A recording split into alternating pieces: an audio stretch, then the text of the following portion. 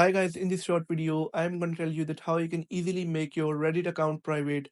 So that's quite simple, but before starting the tutorial, make sure that you have subscribed to my channel and you have liked the video. Thank you.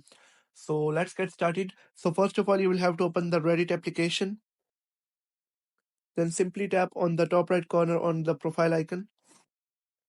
Now, first of all, you will have to turn off the online status by simply tapping on it. Now, you will have to tap on the settings on the bottom to head over to the settings. Now, simply click on the username on the top. Now, scroll down until you find an option of allow people to follow you and simply toggle off the switch just next to it. Now, if you don't want to receive friend requests, message requests, and direct message from anyone, you can simply tap on chat and messaging permission, and you will have to select nobody in both fields.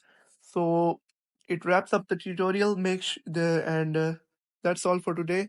So I hope you found the video helpful. Make sure to like the video and subscribe to my channel. Thank you.